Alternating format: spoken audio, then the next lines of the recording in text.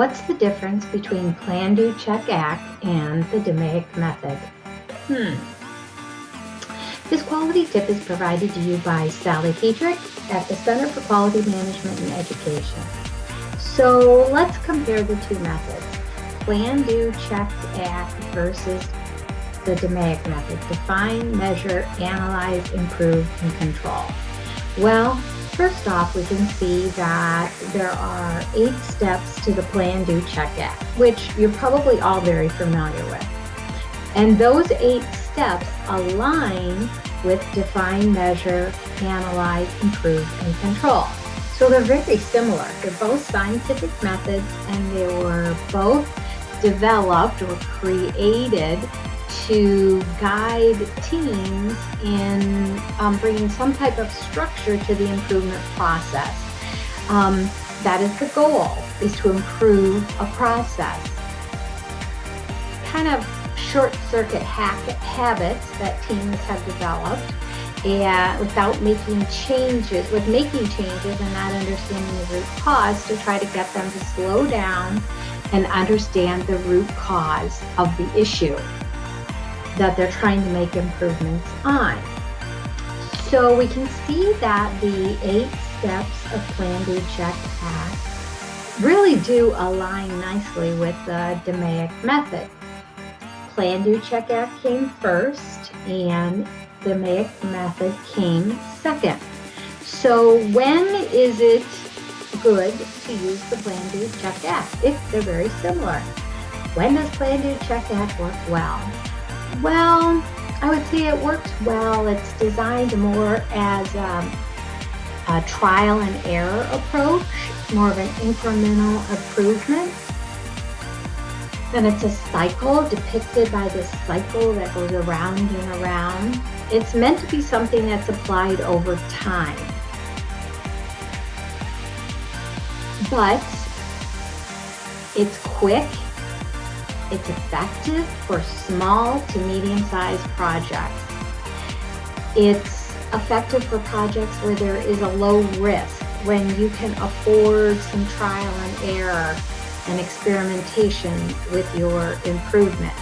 So you employ the Plan, Do, Check, Act when you expect when you want a series of little quick wins, because it's quick to do it and just try things over and over again, different improvement methods. But the main characteristic is it's a trial and error approach. So what's the case for DMAIC then? Well, DMAIC really places a lot of heavy emphasis on the data.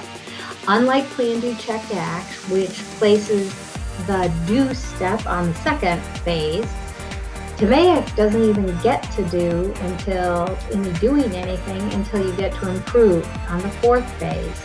It places very heavy emphasis on understanding the data, what is the root cause of the problem. It's really perfect for improvement projects with some big risk or expensive to implement or large complex problems. It's especially appropriate or especially useful for those cross-functional collaboration. When you have cross-departmental teams and you have a very complex problem that you want to evaluate, then the go-to approach in that case is the DMAIC approach. But most organizations use both. They go back and forth depending upon the problem. The DMAIC is normally depicted as a flow chart, indicating there's a distinct beginning and an end to the project. So when you're considering all of this, let's see, who is the winner of these? Well, if you like these quality tips, give us a thumbs up and hit subscribe if you don't want to miss any of our future content. So the winner of this is, they really both are the winner. If you're using one method or the other and you're coming up with successes, sustainable improvements that are lasting, then use what's working for you. There are some people that are firmly in the camp of Plan, Do, Check, Act, and some that are firmly in the camp of DMAIC. I say use what's working for you. But